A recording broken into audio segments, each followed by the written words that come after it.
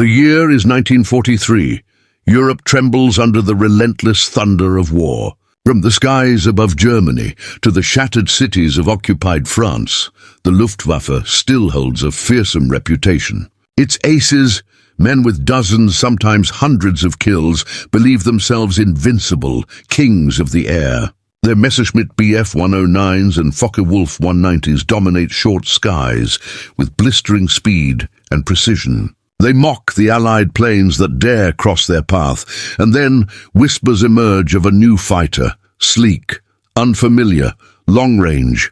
It wears the bright star and bar insignia of the United States Army Air Forces, the P-51 Mustang. At first, German pilots laugh at it. Too light, too fragile, they say. Just another toy, doomed to burn under the cannons of the Luftwaffe. They dismiss it as a minor nuisance, another Allied attempt to close the vast gap in aerial supremacy.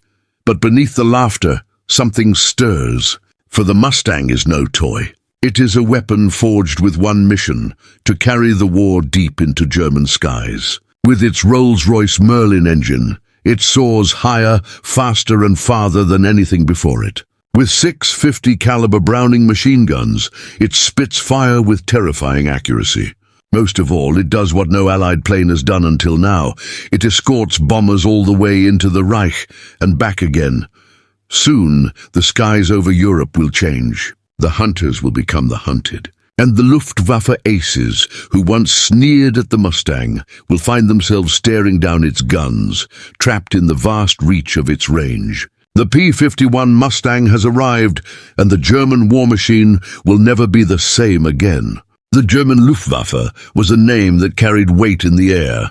By 1943, it was a force both feared and respected, its pilots spoken of in hushed tones across Europe. They were veterans of countless battles, hardened by the skies over Poland, France and Russia. They had clawed their way into history, with kill counts so high they seemed almost mythical. Some of them, men like Erich Hartmann and Gerhard Barkhorn, had downed dozens upon dozens of enemy aircraft, writing their names into the fabric of aerial combat. They were hunters by instinct, predators who had ruled the skies unchallenged for years. And with every victory, with every kill claimed, their confidence grew. The skies belonged to them, or so they believed. When rumors spread of a new American fighter, the response was not fear, not even curiosity, it was laughter. To the German aces, the Allies had never produced a machine worthy of true respect. The Spitfire had its moments, but it lacked the range to be a serious threat.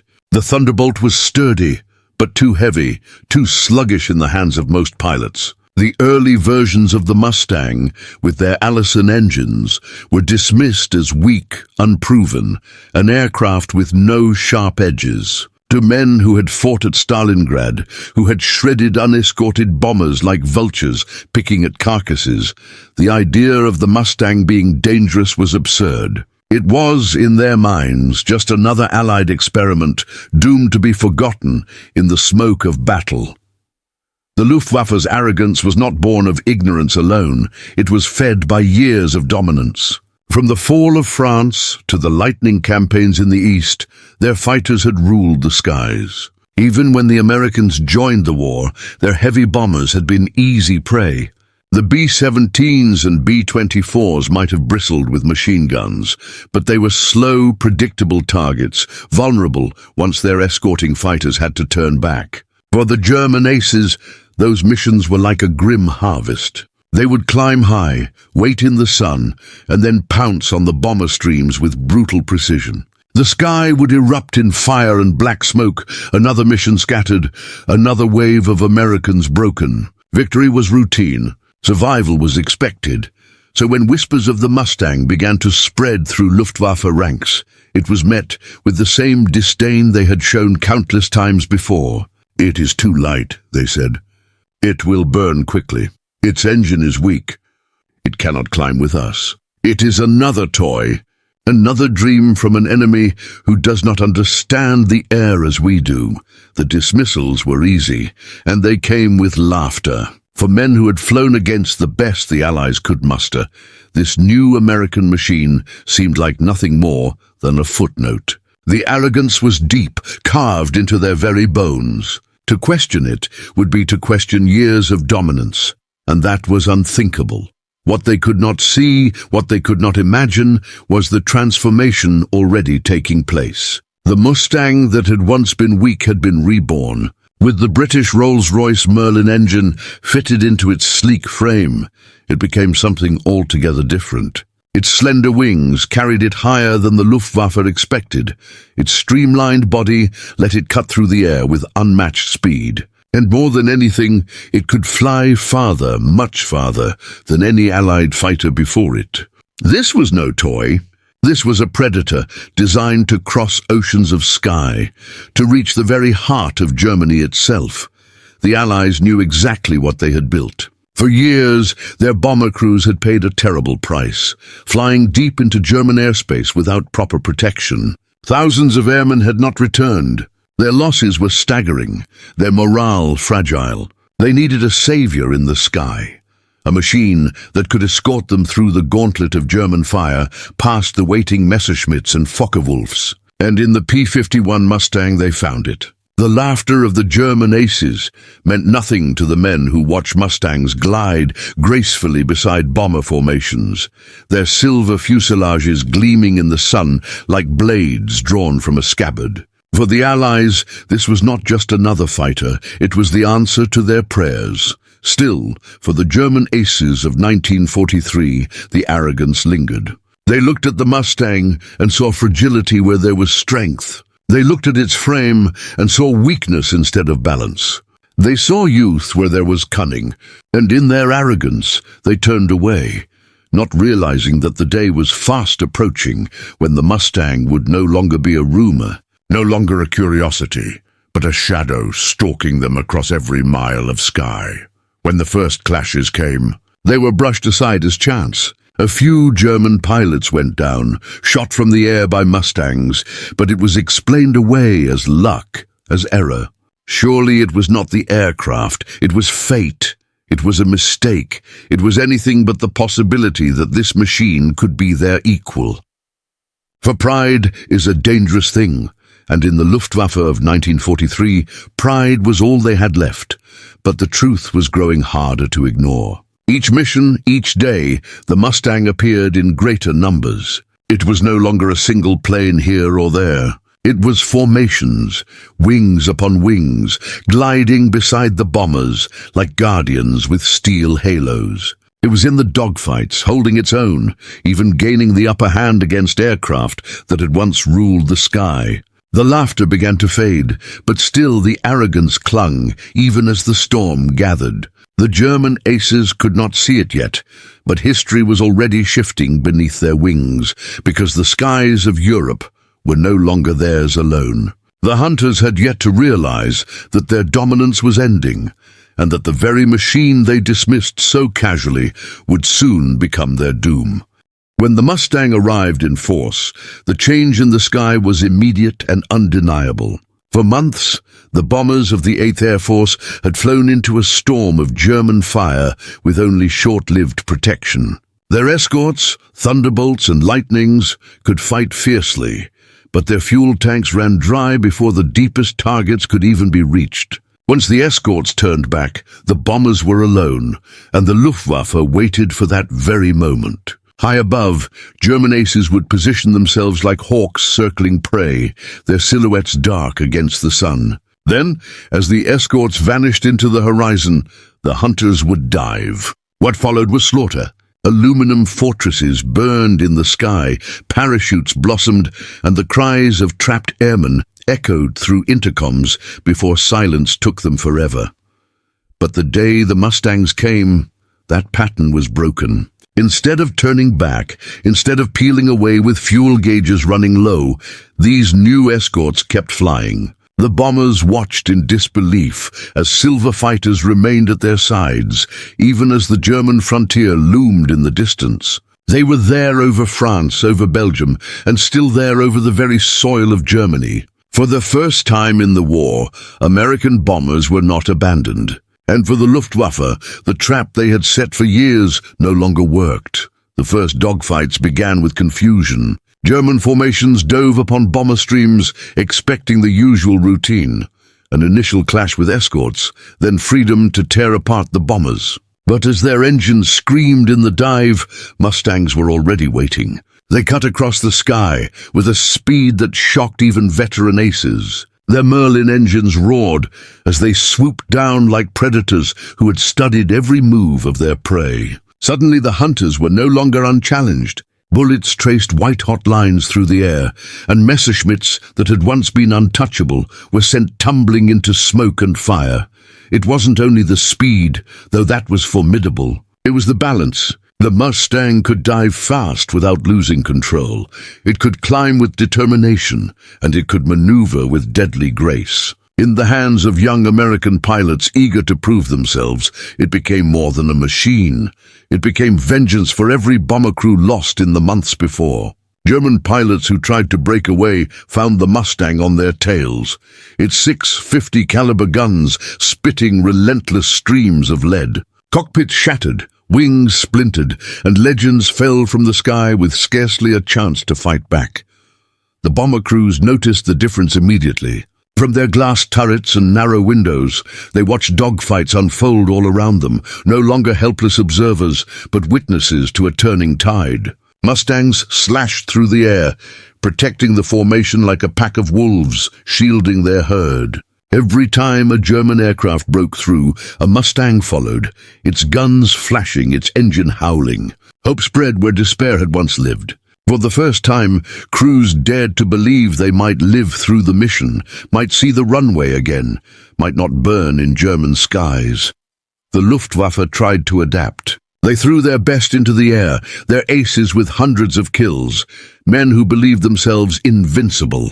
They attempted new tactics, climbing higher, diving steeper, attacking from different angles. But the Mustangs were always there. Their range gave them freedom, and their speed gave them dominance. What had once been a carefully rehearsed German symphony of destruction became chaos. German pilots shouted warnings, broke formations, and tried desperately to escape the tightening noose around them. Every clash chipped away at their confidence. Where once they had mocked the Mustang, they now whispered its name with unease. Some still refused to admit its power, but the wreckage of their comrades told the truth. The Mustang was not just another fighter, it was a guardian angel with teeth of fire. Its presence meant the Reich was no longer safe, not even above its own cities, not even above its own airfields. Every sortie became a risk, every engagement a gamble. The Germans had built their dominance on the certainty that no Allied fighter could stay long enough to truly challenge them. That certainty was gone. The Mustang erased distance itself. No target was out of reach, no bomber formation left unprotected. Even if the Luftwaffe won one battle, another wave came, and the Mustangs were still there. Slowly, relentlessly, the tide shifted. The hunters who once laughed at fragile American planes now found themselves staring into the guns of a machine that refused to leave. A machine that turned every sky into a battlefield on its own terms. And the Mustangs did more than fight. They broke the spirit of the Luftwaffe. Each time a German ace fell, the legend of invincibility crumbled further. Each time a bomber formation returned home intact, another crack split through the myth of German dominance. By staying longer, by flying farther, by refusing to turn back, the Mustang did what no machine had done before. It changed the very rhythm of the air war. The war in the skies was no longer predictable. The old patterns were gone, replaced by chaos for the Luftwaffe and confidence for the Allies. And at the heart of it all was the Mustang, fast, determined, merciless. The aces had underestimated it. They had laughed, but now the laughter was gone, replaced by smoke trails and burning wrecks scattered across the fields of Europe. The guardian angels had arrived, and they were carrying 6 guns apiece. The German aces had lived as untouchable kings of the sky. For years, their names carried with them a kind of myth, whispered by their comrades and feared by their enemies. They had written their glory in contrails and fire, carving long lists of kills into the margins of war. To men like them, combat was routine, victory expected, survival assumed. They had learned to read the sky like a book, to anticipate the enemy's moves before they were even made. Some had flown since the first days of the war, sharpening their instincts in Poland, France, and over the frozen steppes of Russia. They were predators of the highest order. Yet even predators can be cornered. When the Mustang came in full force, their certainty began to unravel. It was not a slow decline they could manage or ignore. It was a relentless pressure, a presence that stalked them wherever they went. Missions that once promised easy victories now became trials of survival. The long range of the Mustang meant there was no moment of safety. A German pilot could take off from his own airfield, climb into the clouds above his own homeland, and still find himself with a Mustang on his tail. The Reich itself, the very ground they had sworn to defend, no longer protected them. For the first time, they were not the hunters, they were the hunted. The shift was psychological as much as it was physical. For years, German aces had been able to dictate terms. They attacked when they wished, disengaged when it suited them. They could strike, retreat, and live to fight another day. But against the Mustang, the choice was stolen. It pursued with merciless tenacity, faster in the dive, steady in the climb, and with the endurance to stay in the chase until the end. When a German broke off, the Mustang followed. When a German tried to climb for the sun, the Mustang closed the distance. The ace, once the predator, suddenly realized he was in the jaws of something new. Those first encounters left scars. Pilots who returned alive told stories filled with disbelief, of being chased longer than seemed possible, of watching their friends vanish in fire before they could react, of turning to fight only to find themselves outmatched. They had once mocked the Mustang, but mockery does not stop bullets. Every mission now carried the weight of dread, a gnawing sense that survival was no longer guaranteed. In their cockpits, under the roar of engines and the hiss of oxygen masks, even the most experienced began to feel fear. And fear in the sky was deadly. The kill lists that had once seemed endless began to falter. Men who had added another victory to their tally almost every time they flew now found themselves empty-handed. Or worse, never returning at all. The Luftwaffe's greatest warriors began to fall, one after another. Some were claimed in dramatic dogfights, their planes ripped apart by streams of .50 caliber fire. Others died more quietly, engines hit, controls failing, spiraling helplessly into the earth. For the men who had believed themselves immortal, the shock was profound. Their reputations could not shield them, their experience could not save them, and their skill could not hold back the tide. Each loss rippled through the ranks like a wound. Squadrons that had once flown with confidence now launched with hesitation. The Mustangs were always there, waiting in the sun, sliding out of the clouds, dropping from above with merciless precision. The German pilots could no longer count on surprise, could no longer rely on their carefully rehearsed tactics. Every sortie felt like stepping into a trap, and the trap was sprung again and again. What had once been a battlefield, tilted in their favor, now belonged to the enemy. The Mustang's range was the true weapon. It was not just speed or firepower, it was the way it erased distance, erased safety. A Luftwaffe pilot might believe he had escaped, gliding home with fuel nearly gone, his plane scarred by battle. But even over the forests and rivers of his own homeland, the shadow of a Mustang could still appear. That range stripped away comfort, tore away confidence, and left every mission painted with the possibility of sudden death. For men who had once dominated the sky, that constant pressure was unbearable. The decline of the Luftwaffe aces was not just a matter of aircraft lost, it was a matter of identity, shattered. They had been celebrated as heroes, symbols of German power, their victories paraded in propaganda. Yet no amount of posters or speeches could disguise the truth. The Mustang had broken them. The sky no longer belonged to them. They were fighting not just against machines, but against inevitability. And inevitability is a foe that cannot be outflown. The Allied pilots, many of them younger, less experienced, fought with fire in their veins. They carried with them the weight of fallen comrades, the memory of bombers burning in earlier missions, and a hunger to protect the men flying beside them. In the Mustang, they found a weapon that magnified that hunger into dominance. They pushed it to its limits, dove into battles with reckless courage, and turned the tables on the Luftwaffe with every burst of gunfire. One by one, the legends fell. They spiraled into fields, forests, and cities, their aircraft smoking wrecks scattered across a Reich they had once sworn to defend. Their deaths were not quiet. They were fiery, violent, and final, witnessed by comrades who could only watch in horror.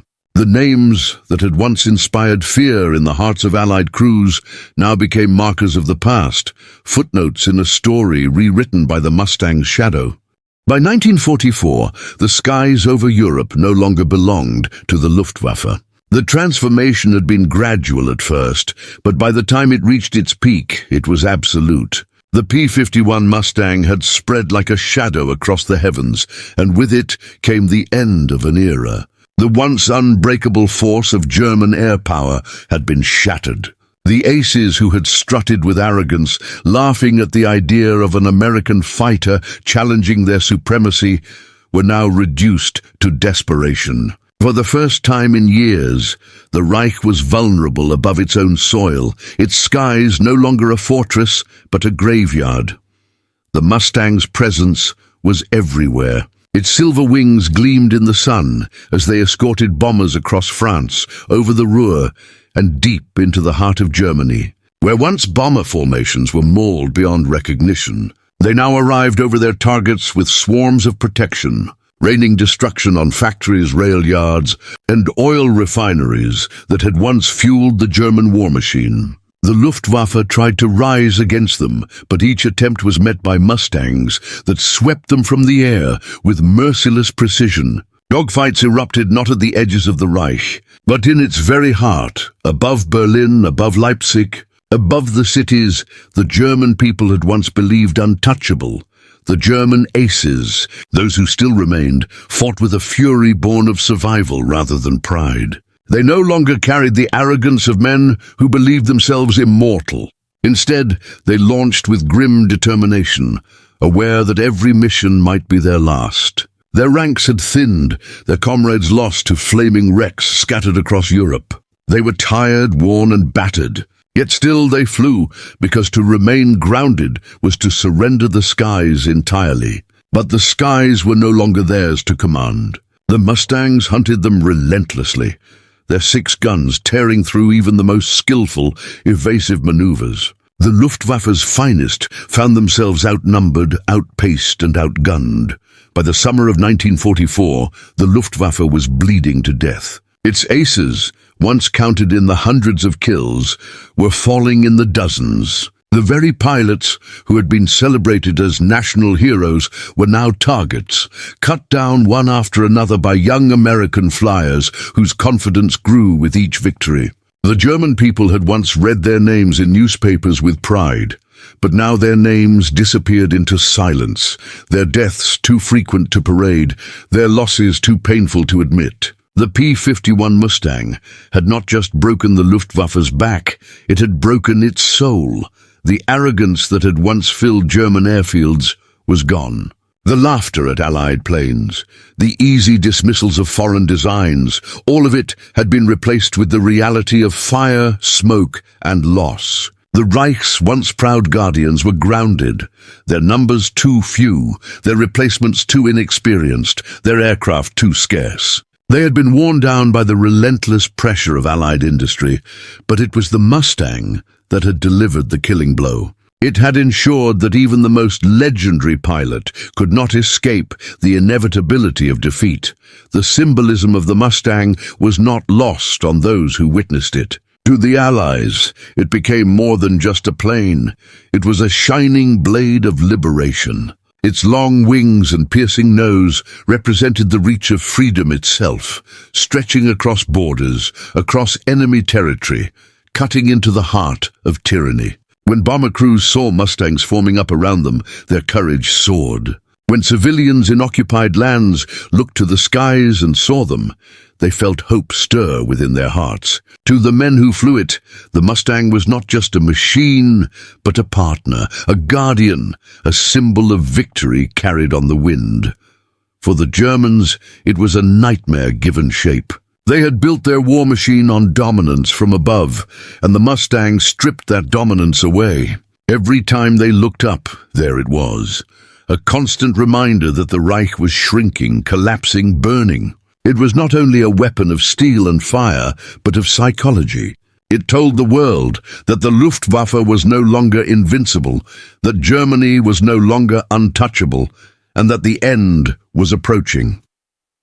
By late 1944, the tide of war had shifted irreversibly. The Luftwaffe, that had once darkened the skies of Europe, was a ghost of itself, its few surviving aces fighting a war they knew could not be won. The Mustang had chased them down, broken their wings, and silenced their pride. Where once they had dismissed it as a fragile toy, they now feared it as the blade that cut their legends apart. The laughter of 1943 had ended in the silence of 1944, a silence broken only by the sound of engines roaring overhead, engines that did not belong to them. The Mustang had become more than a fighter. It was the turning point, the symbol of Allied air power, the harbinger of victory. Its range, its speed, its firepower had reshaped the battlefield, and with it history itself. German aces who once ruled the skies now lay buried in shattered cockpits across Europe, their legends consumed by the very machine they had once dismissed. The war in the air was decided, and it was the Mustang that delivered the final judgment.